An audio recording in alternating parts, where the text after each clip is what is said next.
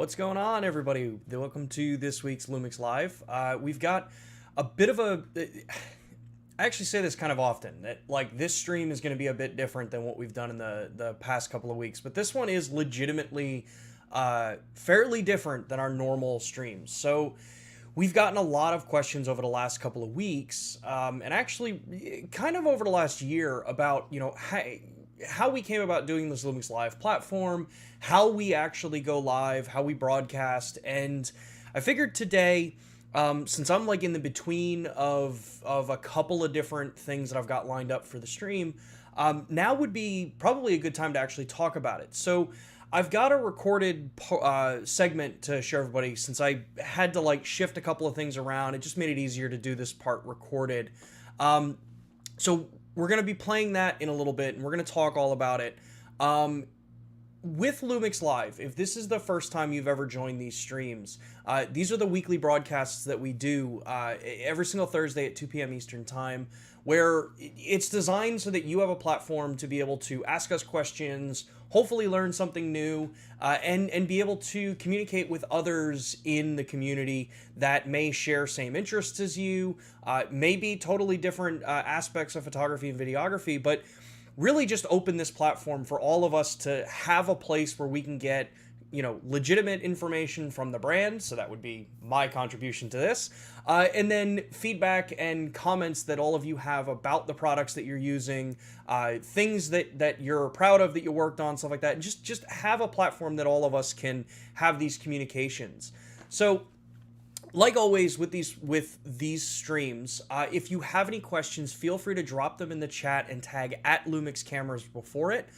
This way I can see it on my screen, and then I also talk in the recorded thing about why that's also important for planning and all that kind of stuff too. So if you have questions, drop them in the chat. They don't have to be specifically about this topic. While we're going to be doing the segment for how we create LUMIX Live, I'll be answering questions in the chat, so we're not going to not answer anything across the board. So whatever the question is, feel free to drop it in there, and we will get to it during this stream.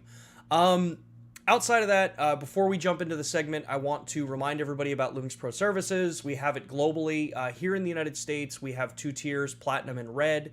Red is free. If you've bought a LUMIX camera, make sure to get yourself registered on LUMIX Pro Services Red. It's free, so you can follow the QR code if you're based in the United States. If you're joining us from outside of the United States, we have links down in the description below that'll bring you to the global portal where you can see what's available in your region. New regions are always being added, and we are working on expanding this network further as time moves on. But some highlights of the program. With the Red tier, that's how once you register in the US, that's how you're getting your 3-year extended warranty. So that's all manufacturer defect stuff like that. But that also gets you the portal to communicate directly with our LUMIX service department. So if you have an issue with a camera, you would go through LUMIX Pro Services Red in this case. But if you're someone who uses your equipment maybe a little more hardcore, or you just like having the better peace of mind of a better service program behind your equipment, we do offer the Platinum tier. That is a paid level service, does have some requirements to be involved with it, so different kinds of equipment would get you in there. That service gets you that 3-year warranty, the 3-year extended warranty here in the United States, but also gets you a lot of higher end benefits for those of you that are using your equipment maybe a little more actively or a little more hard per se.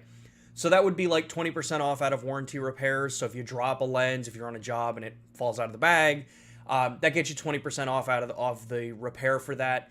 You get 2-day repairs with the next day shipping both ways, so your downtime is minimized. You have access to available loaner equipment if a repair is going to be taking longer than what is expected for a repair. You also get a membership kit, which includes a really cool Peak Design slide strap that's customized with LUMIX Pro Service, and some other cool stuff like sensor cleanings, things like that. So if it's something you're interested in, links are down in the description. We'll put the QR code back up at the end of the stream as well when we come back from the segment. And then, yeah, we'll go from there. So before we jump into this, let me take a look quickly at the questions here and see what I can address before we end up going into the recorded segment. So Raven asks, the GH6 is supposed to be coupled with the DCC-17, but it's not deliverable for the next months. Is it acceptable to use the DCC-12 in the meantime? Yeah, so I think it's Powell commented there that they're able to confirm that the power supply for the S5 will work with the GH6. The biggest thing is really just with that coupler. Because of the way the GH6 was designed versus the S5, there are some slight differences in where the power cord comes out on the bottom. Compared to like the previous generation cameras, whether it's a hole built put in the bottom or it's a slot in the body or the chassis of the door. So there may be some differences there. You also want to be very careful with different power supplies that you use. Obviously, the brand power supplies, the ones that we sell, are designed to function with the cameras. In some cases with the GH6, knowing that it needs to have the right voltage and the right power coming from the battery in order to be able to use all of the features that the GH6 offers. That could be something to be that you want to pay attention to. I will take a look and get a more formal answer for you as to whether or not it will work and what things you may run into while we're doing the recorded thing. So yeah, I'll try to get you a more clarified answer on that. But let's see here. Another question that came up was from Andy. It says, are Angelbird CF Express cards certified to work with the GH6? At this time, the Angelbird cards have not been approved or certified for use. The link I just dropped in the chat is the current certified list. It is being updated as you know, as our engineers run through the tests to make sure that under the circumstances and the camera setups that are used in the GH6, that those cards will work. A big thing I will say here is that just because it may work for somebody doesn't necessarily mean it's going to work in your particular environment unless we have it on the certified list.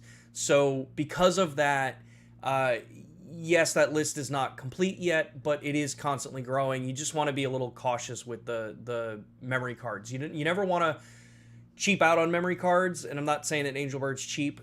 You never want to kind of risk your media side of it, is usually how I kind of always operate. So take a look at that list. You've got some information there that should give you some info as far as what's currently approved. And like I said, it is getting updated over time. So let's see here. What other questions can I answer before we jump into this that aren't going to be way too long? Welcome, Peter. Good afternoon.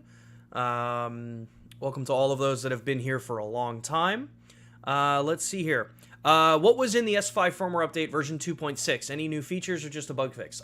So the version 2.6 update for the S5 was to correct a phenomenon that was brought up after that firmware came out, where if you photographed vertically, the preview on the back of the display when you were in photo preview would hold it vertically or horizontally. There'd be some vertical lines. That got fixed right away.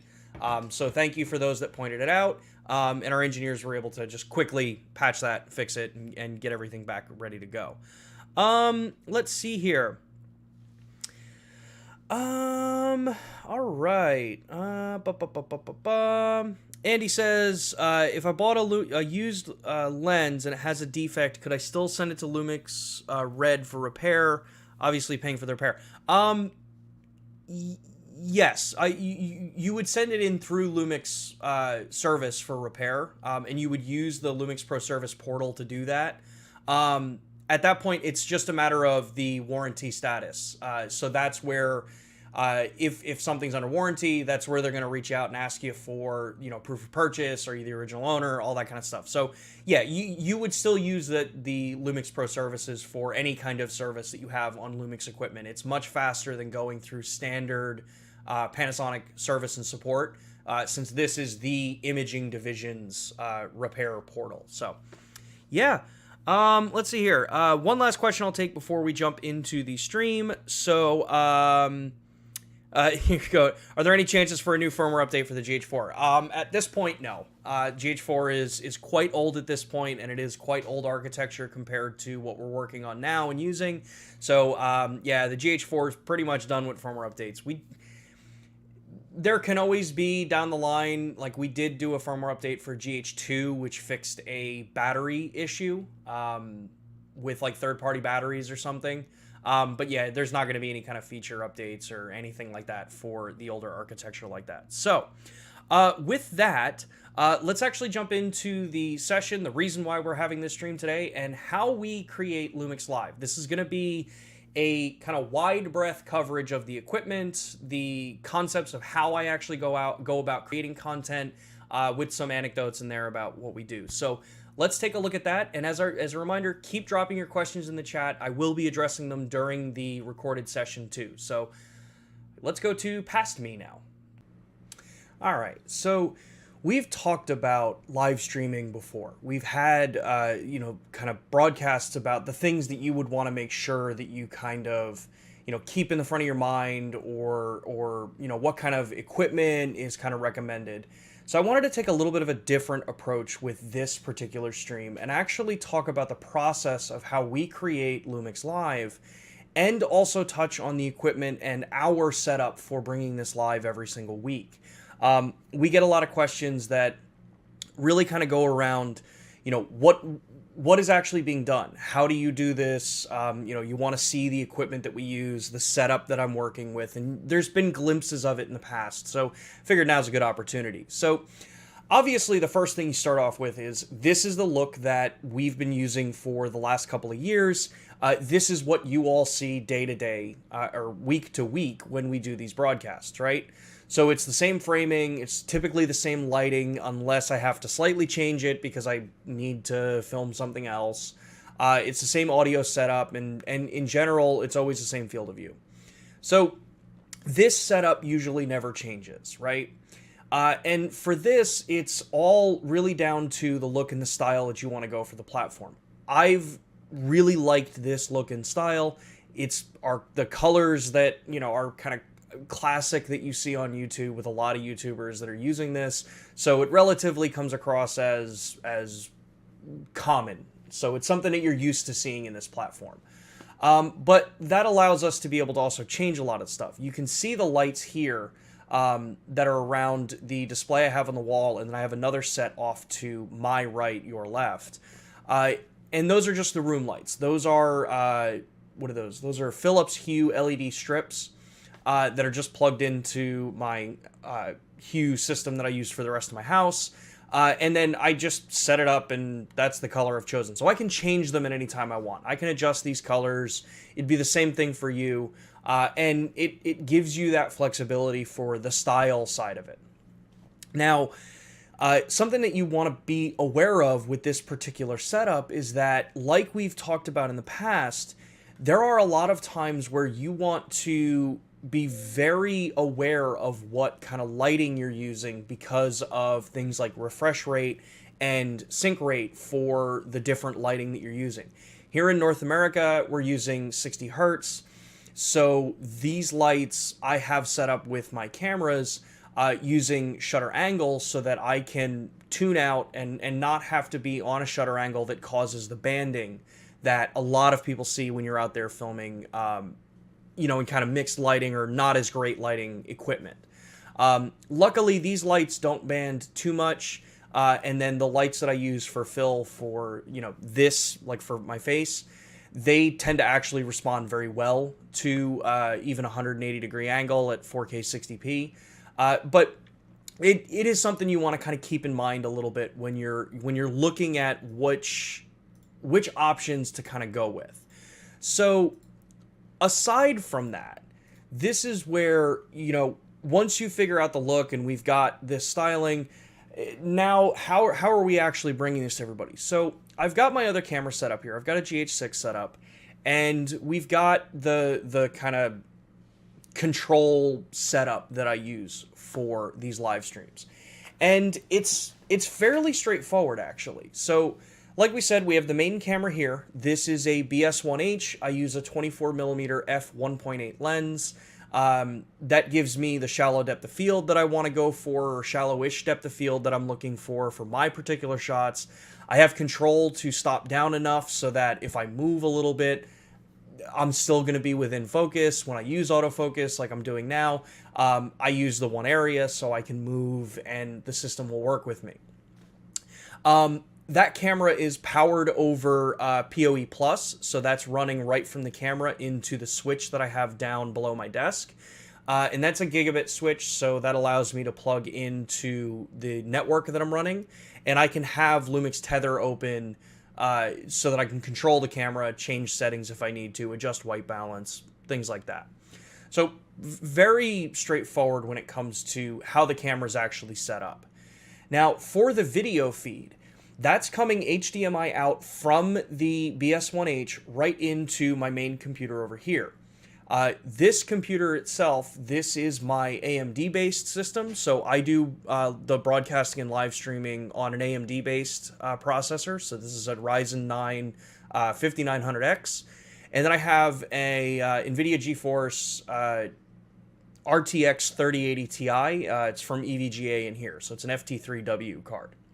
So this gives me more than enough horsepower to be doing a single computer operation when it comes to streaming and broadcasting like this for YouTube.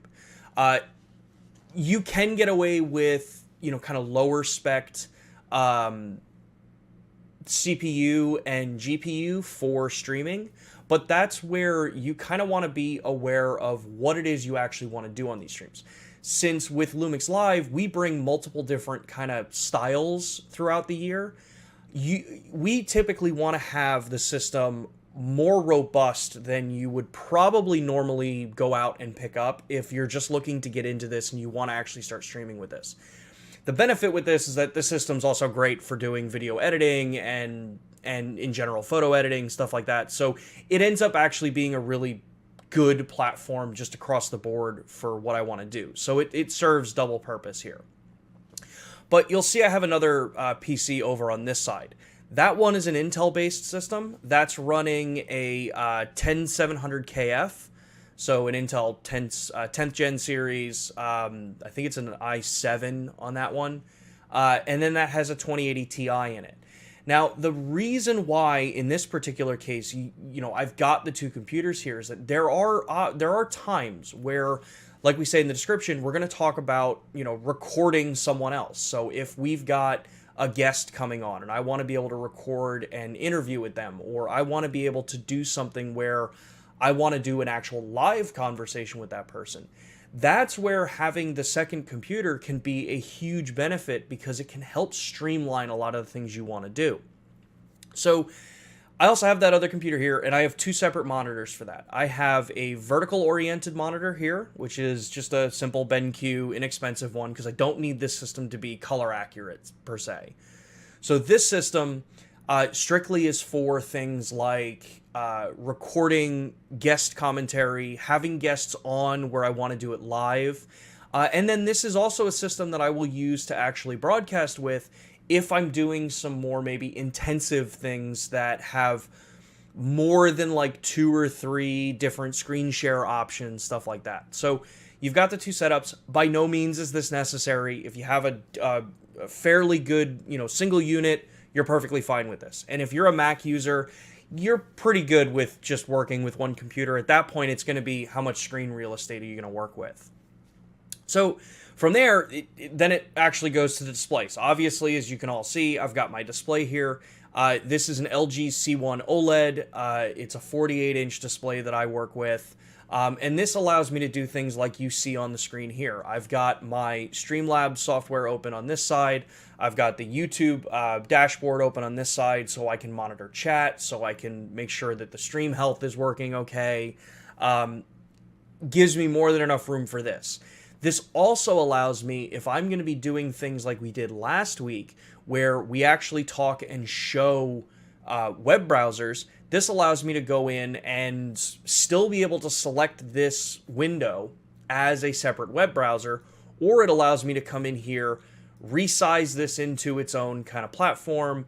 Let's say I want to take this one, open this up, and bring this down into another corner here, if I can do this properly, and then be able to have this one set up so that I've got the content I want to show everybody, my chat's still open, and then my stream broadcast. I know everything's okay, we're set, and I can monitor audio levels, all that kind of stuff. So pretty straightforward. This 48-inch display, again, by no means is this anything that's necessary for you to be doing these things. This is just what I have found makes it relatively easy for me to just be able to stream and broadcast and not really have any kind of challenges for outputting, you know, pretty much anything that we want to do. So, you know, you've got all the displays, you've got the computer set, we've figured out what camera we're using, so now it actually comes down to the lighting. We talked about the lighting behind me.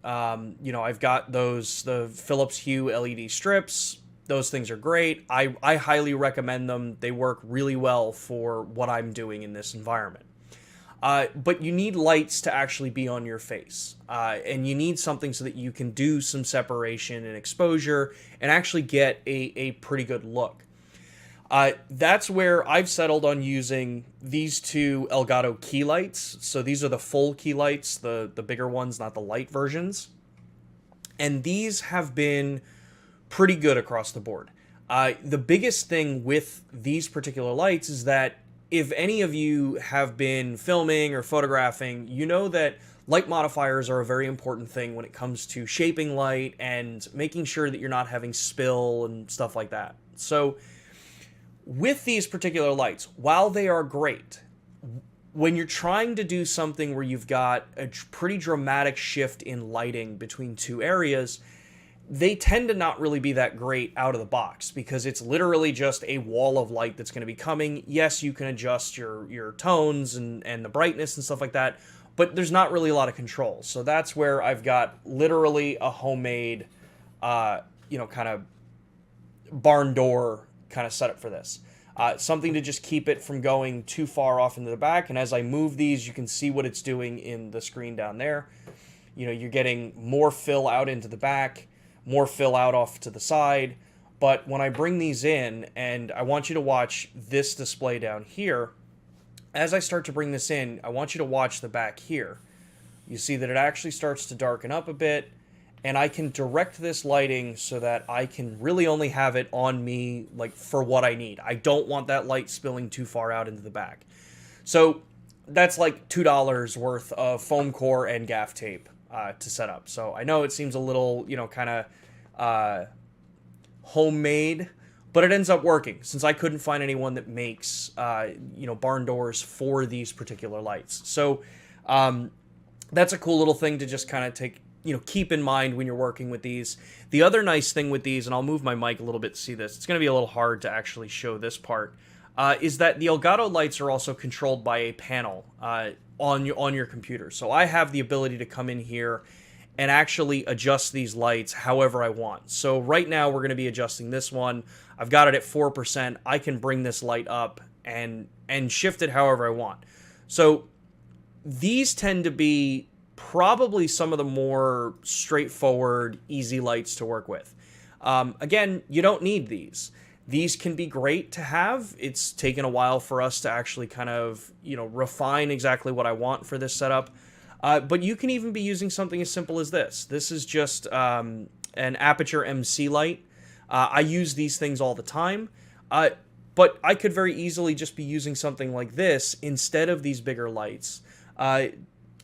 Because I would already have these for any kind of normal shooting.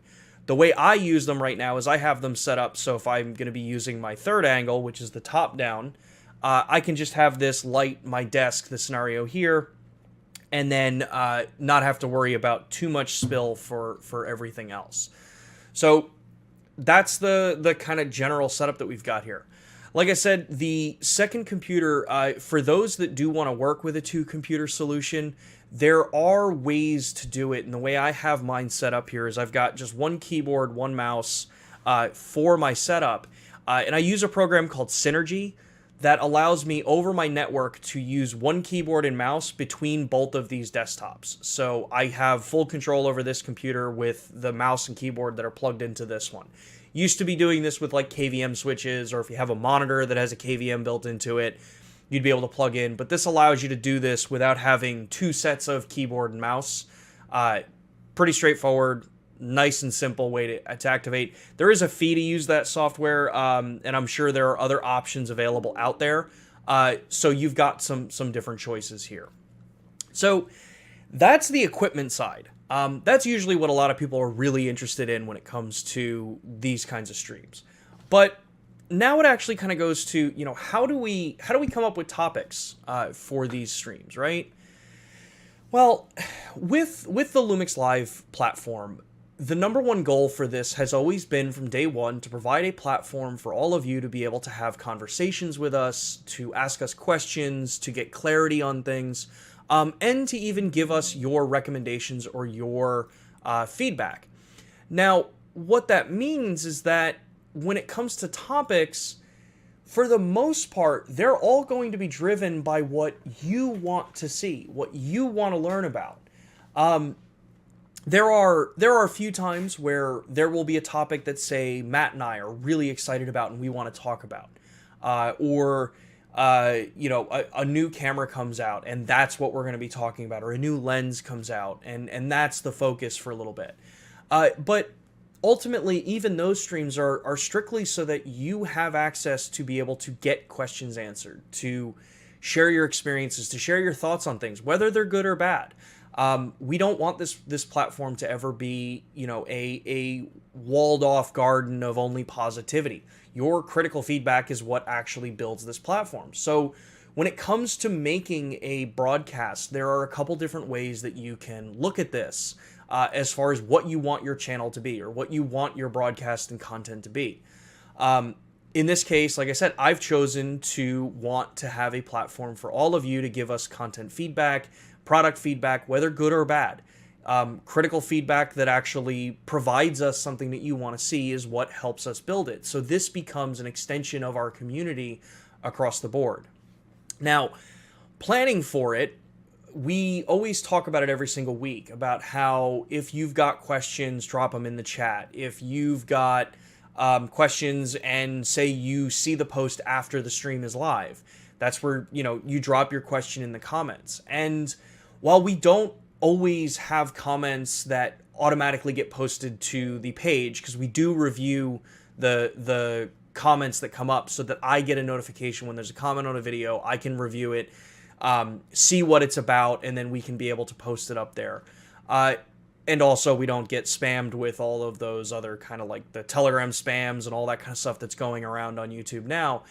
This allows us to be able to actually take your feedback and create content off it, and be able to actually provide feedback for things. So during the live stream, that's why I always want people to be tagging at LUMIX cameras. One, it helps me see the comments in the actual chat so we can have a true interactive experience with each other.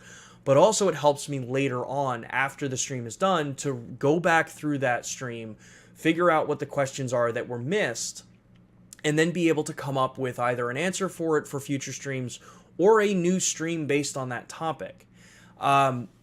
If you're, as I alluded to a little bit ago, if you're seeing these videos after the actual live broadcast, leaving a comment is a great way to do it, but also reaching out to us through our email address, which is always located down in the description. That's another way for you to be able to get a question asked, to get a subject or a topic that you want to see covered dropped in, so that we can then begin planning. Now, with a lot of these, we try to be relatively quick in a turnaround with topics. So a lot of times you'll see we'll do a stream where we're going to be covering questions over the last couple of weeks, and this stream is one of them too. So while we're watching this recorded session, which allows me to be able to be more concise in what I want to talk about and show, this allows me the opportunity to be able to actually go in and through text and through chat, be able to answer those questions that you may have, but also build up a list of things that we want to address when we come back to the actual live portion of the broadcast. And this is an evolution that has happened because of what feedback a number of users have provided to us on these platforms. So we've evolved it. So once we get that feedback in and we have those comments, those topic recommendations, that's when we go into kind of storyboarding or figuring out, how do I want to show this? How do I, if we talk about live view composite, that's probably one of the easiest ones that I can use as a demonstration. So with Live View Composite, it's one thing to talk about a feature, to explain and say, well, this feature will take multiple images, it'll do it automatically, it will stitch them together, you watch the image grow on the back of the camera, and then there you go, you're golden. That's okay. For some people, that's perfectly fine. And this whole conversation is based around people that are looking to consume content that is video-based. And by that, I mean you're watching this video instead of reading an article. In that particular case, okay, it can work. You get a rough idea of it, but I've always found that there is nothing better than actually seeing a demonstration of a feature or something that you're actually asking about. There's nothing better than actually seeing it. So for that particular style, that's where I then will go into the storyboarding side of this and say, okay, Live View Composite's the feature that we're going to want to talk about. I have a couple different ways that I can show this off. In my case, I'm going to be using my S5 for that.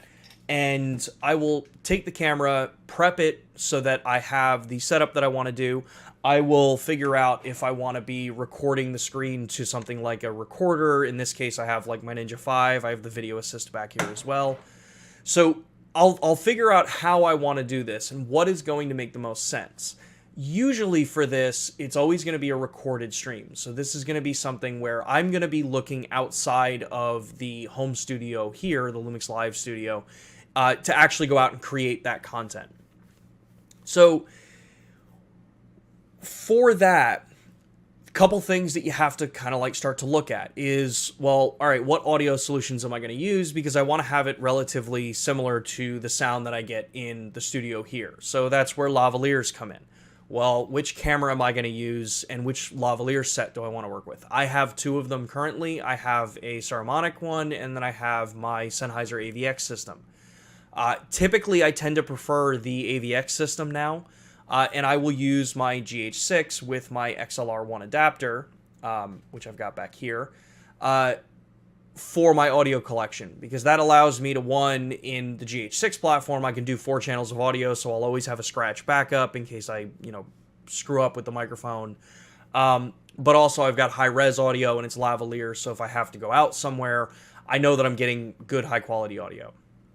So that'll kind of indicate to me where I can go and where I want to go to actually film this. Now, for Live View Composite, that obviously means that it's going to be something that's either in a really dark studio setup or it's going to be out at night. And we've shown this before. We showed the Live View Composite recorded stream where literally I went out to downtown Austin and we shot the actual episode out in the field. So that is a fairly simple concept to come up with. I know what my topic is. I know what camera I want to demonstrate it on, because usually you want to do it with the one that has the best feature set for it. And then I know what camera I want to have actually recording myself for. And then obviously audio. Well, then it also comes to the actual planning for this. So how do we actually plan to figure out, when do we want to actually go out and film this? Well, that's where, obviously keeping track of weather, temperature, stuff like that. But more importantly, keeping track of, for something like Live View Composite, the sky. Is it going to be clear? Is it going to be overcast? Is it going to be raining? Things like that. All the things that a lot of us think are probably relatively common for us to be paying attention to, but this is also a stream, and this is also a set of information for those that want to get into this that may have never actually had to think about these things before. So, yeah, you want to think about weather, temperature, the precipitation that's going to be going on, the location that you're going to. If you're going to be going out at night, are you going to be going out into an area where it's safe to actually go out and photograph and film in? Are you going into an area where you actually know that you're allowed to be in? So if you're ever going to go out and you're going to film content for your channel, there are a couple things that you want to be very aware of. Is what are the actual laws for filming in the area that you're going to?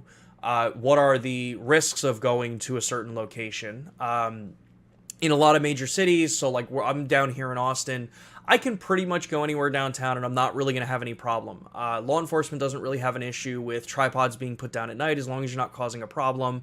But you want to be really aware of these things.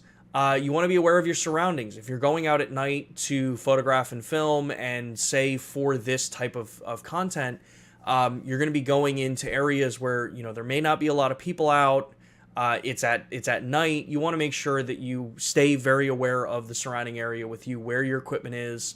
You want to take stock of what equipment you have with you so that you don't leave anything behind. You want to make sure that you have everything with you when you actually go out wherever you're going. So little basic stuff there. When you're on site, that's where you want to actually kind of keep as close to some sort of script as you possibly can.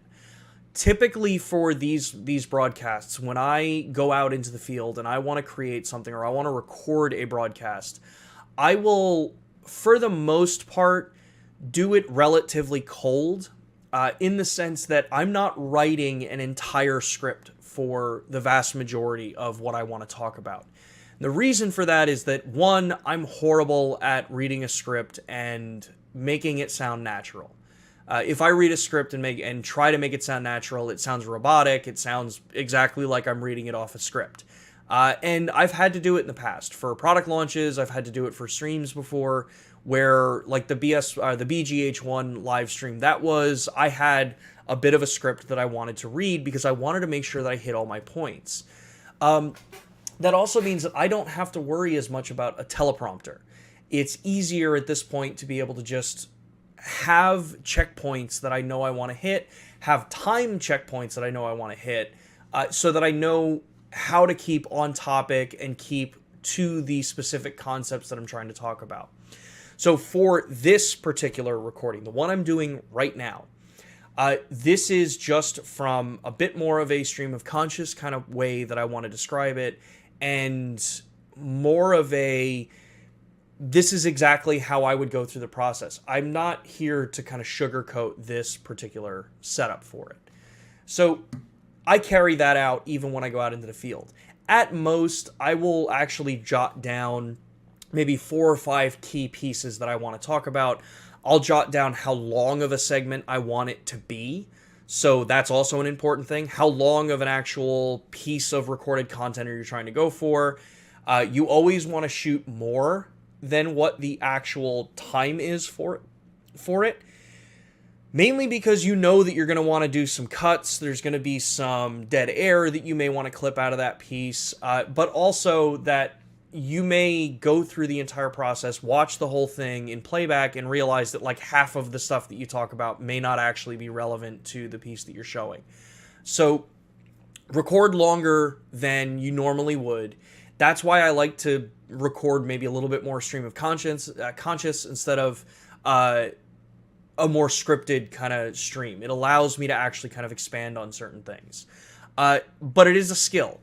If you're looking to get into this, it is a skill that you have to kind of grow over time. Being able to speak to an inanimate object as if you are speaking to people is not an easy task to do. For some people, it can be very easy, and it can be, kind of second nature. For myself, I know if you go back and you watch the original LUMIX live streams, you start to pick up words that you try to avoid. You start to pick up points where you are overrunning yourself in what you're trying to say, or saying things like or or things like that. You want to try to avoid those things when you're doing a broadcast, and those are basic public speaking things, so it comes into this kind of style of creation as well. So biggest thing with our broadcasts, how we are actually doing all of this, as you can see, is we try to be as straightforward and as much of just a normal person doing these things. These are not broadcasts that I like to be overly scripted. These are not, kind of conversations, as I just did 2 of the things that I said not to do. These are not broadcasts that are designed to be overly scripted, that are designed to be very machine-like when it comes to what's being shown. Yes, we've moved to some more recorded content, because that allows us to actually be more on topic with some of the things that y'all want to actually hear and learn about, instead of doing something where you get distracted by maybe the chat, and you're trying to show something, so you're checking a question while trying to show something, but also making sure that you don't want to, ignore the chat.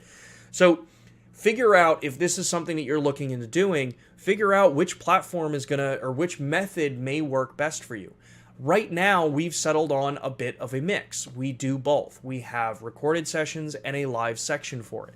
This is what's allowing me to be able to try to get a more concise set of information for you, but then also be able to still do the actual live interaction with everybody and address real-time questions. On YouTube, obviously, and it's the same with Twitch and any other streaming platform, there are ways that you can forcibly, try to grow a channel or increase your presence. But there's also the things that are going to be best for you and for your community. With this particular stream, we are very heavily focused on making this for all of you, making this for all of us, for all of us that enjoy cameras, that enjoy the Lumix brand. Even if you don't enjoy the Lumix brand and you just happen to stumble upon this, and maybe you learn something new on a platform like this, or see the community that's built and commenting in the chat. That's the purpose of this. Yes, growing our channel, and I will always say at the end of a broadcast, if you liked this content and you felt that we deserve a like or a subscribe, those are awesome. And if you do like this content, or if you do appreciate the things, or you learned something, hopefully we do deserve a like or a subscribe from you for the future streams that we're going to do, or even the entire back catalog. That's the purpose of this whole thing. Instead of necessarily doing the whole high energy, hey, welcome to YouTube, welcome to the channel, smash that like button, stuff like that. There's different ways that you want to go. Not to say that there's anything wrong with those platforms, those particular use cases or our particular use case. You just want to pick which one works for you. So that's how we've kind of set our platform up. Ultimately, with all of these streams, like I said, we've showed everything that we use for our broadcasts, the microphones, the different computer setups that we work with, the different camera options, how I'm figuring out which equipment I want to use when I'm actually going out into the field. All of this is great, but it all starts somewhere. Ultimately, you don't need all of this stuff to get yourself going, to begin broadcasting or streaming. The Lumix cameras, I always like to think that the Lumix cameras are designed in a way that makes it very easy for someone to be able to just get up and start doing some of these things. Up until recently, you needed a lot of equipment to do live streaming. You needed, the higher end microphones, or you needed a decent computer to be able to do HDMI capture and stuff like that. But we've gotten so much further at least with our cameras, in enabling you to be able to actually go out and share your content out there. We've done broadcasts with the GH5 Mark II, which allows me to go direct to YouTube, so I can bypass every single thing that I'm doing here. If you literally just want to be able to stream something direct to YouTube, Twitch, Facebook, whatever platform you want to go to, you've got a camera in our lineup that has that capability, and all it needs is a Wi-Fi connection, either wire tethered to your phone or connected to an actual network over Wi-Fi. But you've also got the ability to grow into something like this. So I encourage all of you, if you are looking to want to maybe get into doing some of this, or you may be a higher end professional and you want to find a way to offer something new to your clientele or to your customers. You want to find a new service that you may be able to offer to your users. I had just spoken to someone yesterday about how, they're finding in the music industry, you're recording, say, music videos and streams and stuff like that, but you may want to now be able to actually offer a broadcasting capability because you've got the cameras that can do this.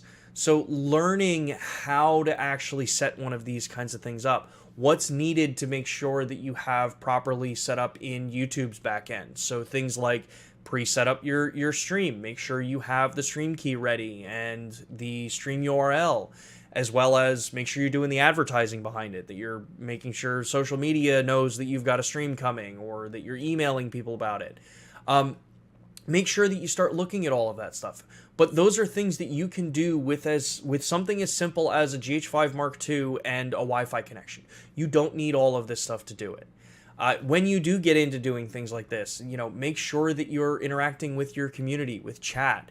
I try to be as on top of the chat as I possibly can, and I try to be able to give you guys the best answer that I can at the moment when we're recording. So keep all of those different little things in mind.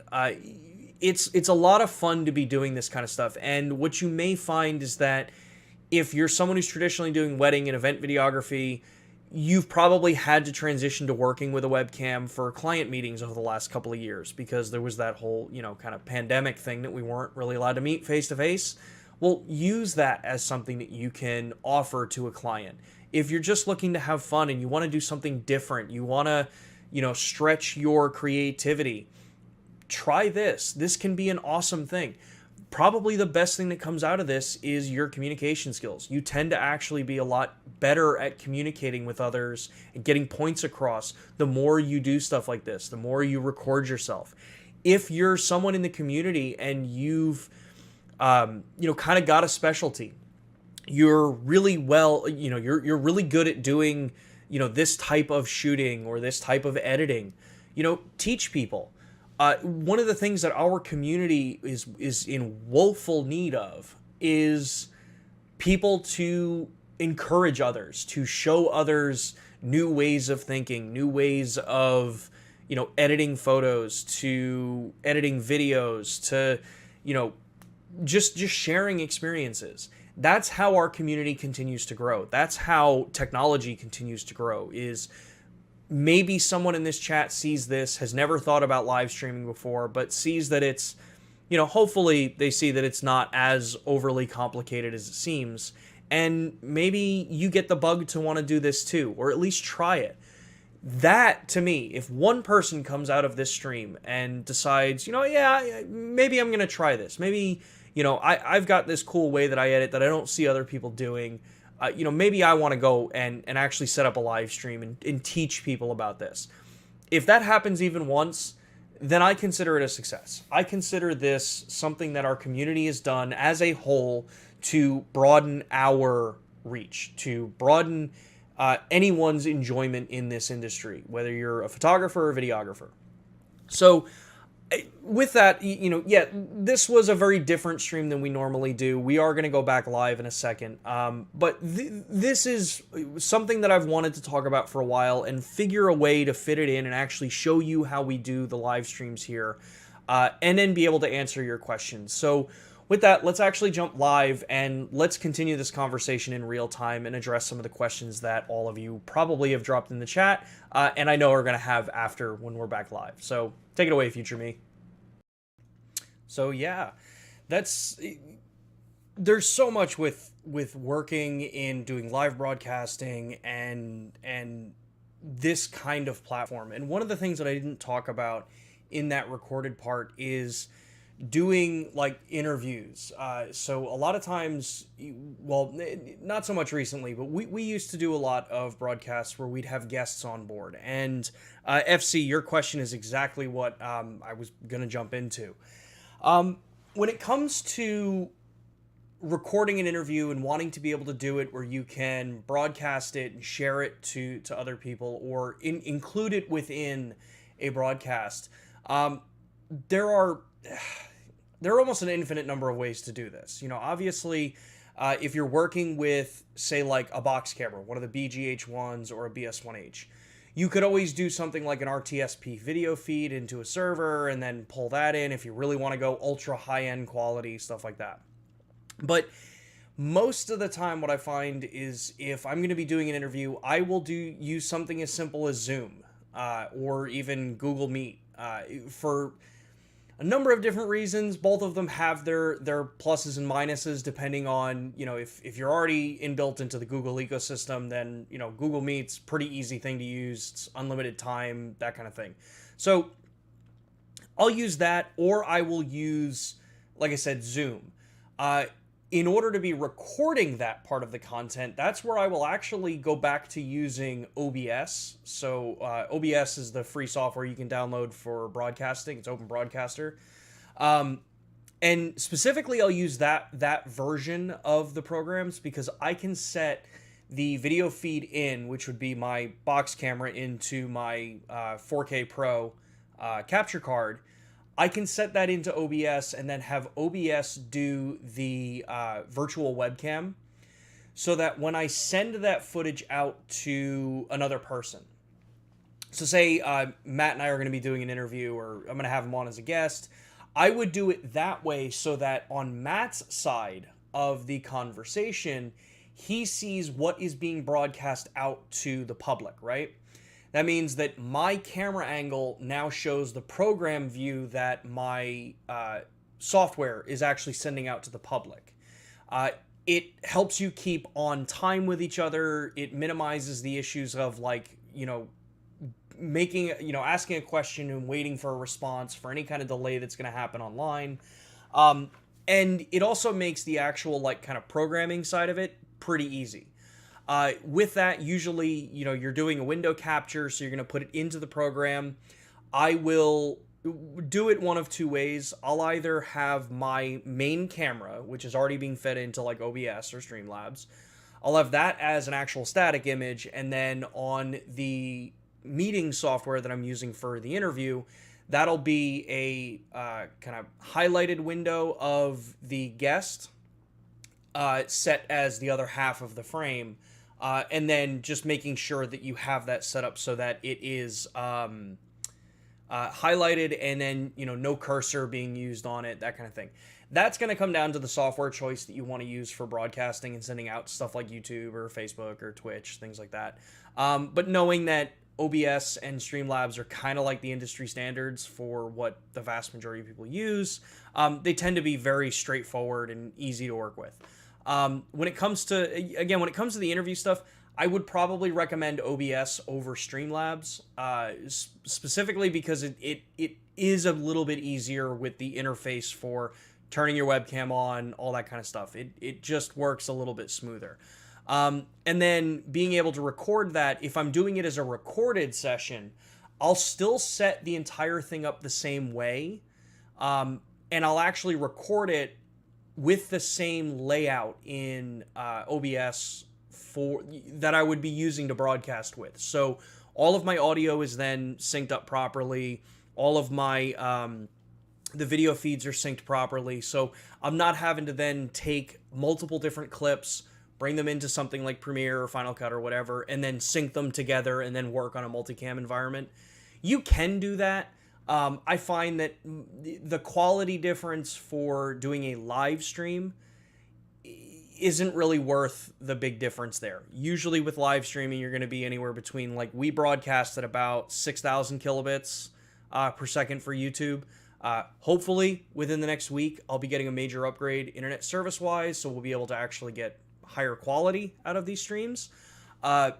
So yeah, it doesn't really make that big of a difference. If you're going to be doing something recorded and then posting it as an actual regular video somewhere, then yeah, work in a more traditional multicam environment. That's what I did for the BGH1 launch with the interviews with all the creators that worked with the camera prior to launch. We actually recorded everybody individually. I got all the files together and then did a multicam workflow to actually be able to select the cameras and do it that way and then sync audio. So hopefully that's a decent bit of information for you, FC. Let's see here. Pete has a comment. I get more out of this each week than you can imagine. Well, thank you. It's great to have an actual company representative reaching out to the Lumix community like this. Well, I thank you for the comment. I've said it a number of times. This is my, like, probably, actually, no, it is the best part of my week, is actually being able to talk to all of you and get the feedback from everybody. So, and then let's see here. What else do we got? Epic says, got a GH6 a couple of weeks ago and love it overall. Do a lot of recording of iPhone screens of my clients when in dark environments. There's a horizontal streaking that is quite noticeable in firmware. It depends. Is it on the actual phone screen? If it's on the phone screen, it's probably refresh rate. If it's out, try making sure you use things like DR boost mode and level your exposure out a little bit. If it's recording and you're doing this in log, remember that you have a lot more highlight retention with the GH6 than you do on the other cameras. So you actually have more ability to overexpose an image and not have your shadows crush down so much, and then bring everything back in post, which can resolve in actually a lot nicer looking piece of footage than if you're shooting everything perfectly dead center. So let's hear. Speaking of audio sync, are there any plans to fix HDMI latency at 30 FPS on the GH6? I've had one person ask me about HDMI latency on the GH6. I think it's going to depend on your use case for it in particular. I haven't really run into much issues when it comes to HDMI latency, but that's partially because I don't use the camera audio. Sorry, let me rephrase that. I don't send HDMI audio out from my cameras into my software, which reduces latency if you turn that off. So when I'm working in with like Streamlabs here, my BS1H into the Elgato using my Audio-Technica mic and a PreSonus preamp, I don't really have any issues with HDMI or audio sync latency. But that is a nice thing with things like OBS. It makes being able to set your delays actually pretty straightforward and pretty easy. But Jeremy, that's a good point. I will ask and check and see about the 30 FPS. But yeah, I'll take a look. I don't usually shoot at 30, so it's not a frame rate that I'm fairly up and knowledgeable with on each of these cameras. I'm either at 24 or 60. So, yeah. So let's see here. What other questions came in while we were doing this stream here? Yeah, one of the other questions came in. So I dropped a poll in the chat about, which of the file types do you prefer? Are you an all intra or do you prefer IPB? And if you have a second, let us know which one you prefer. It's one of those questions that, Matt and I had a conversation about it as to, is IPB or all intra really something that everybody is really requiring, needing, which is preferred? So this is more of I'm kind of curious what all of you tend to prefer between the two. But that also brought up something that you kind of want to make sure of when you're working with either an IPB or an all-intra codec is just because one brand to another is going to be doing, say, an all-intra codec, you want to also be aware of what the chroma subsampling is and also what the container is that file's in.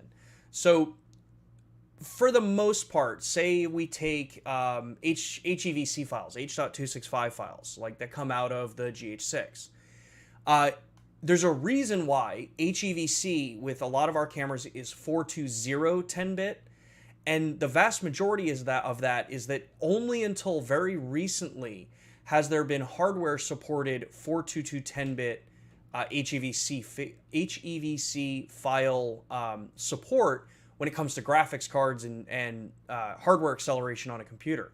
In the Windows environment, which is still one of the largest environments, you take a look at what your graphics card's designed to be able to actually work with, and the vast majority of them, it's still at 420 10-bit is where you're going to get the actual support for it. Otherwise, you're relying on the CPU for the decode or the encode when you're actually exporting it. So you want to look at some of those things. Obviously, you also want to look at your media.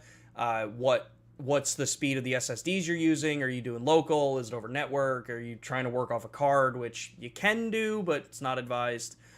So yeah, you take a look at a couple of those things and see which one works best for you. So let's see here. All intra, but I don't have fast SSD, so I stay with IPB. Clean frames that are not generated could help out with some monitors. Yeah, there's, obviously with all intra, there's also the benefit that motion cadence can theoretically look better than IPB, but that also comes down to how the company's creating IPB, how they're working with things like noise reduction, how they interpret, what they're using to create all these frames. All of those different things will change between brands. That's why it's hard to compare one brand to another with certain things like that. So, yeah, let's see here. Great Things asks, any ways to make the S1H support more timecode formats from the external input? I tried with an UltraSync 1, works with the BS1H and not the S1H in LTC. I think it's LTC mode.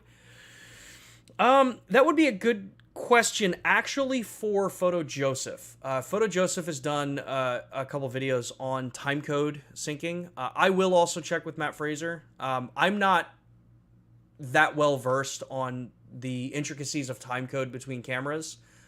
So that is something I'm going to have to get you an answer for. It's just not one of my specialties. So I will look to get you some answers on that one. And then let's see here. All right, so we're at 2 o'clock here in Central. So let me answer Damien's question here, and then we'll wrap up for today. It says, Sean, G100 related question. Is there any disadvantage to using electronic front curtain over a proper mechanical shutter? In day-to-day use, like kind of general world use, not really. Everything should work pretty much the same across the board, so I wouldn't really worry too much about it. You should be perfectly fine with either of them. Cool. So with that, thank you everybody for tuning in this week. We will be live again next Thursday at 2 p.m. Eastern Time. We will have guests coming on at the end of the month, so make sure to subscribe for that. If you liked the content, make sure to hit like. If you feel that we have that we've earned a subscription from you, please definitely subscribe. It would mean the world to me. And yeah, with that, everybody, thanks again. We'll talk to you next Thursday at 2 p.m. Eastern Time. Hope you all have a great rest of your weekend. Later.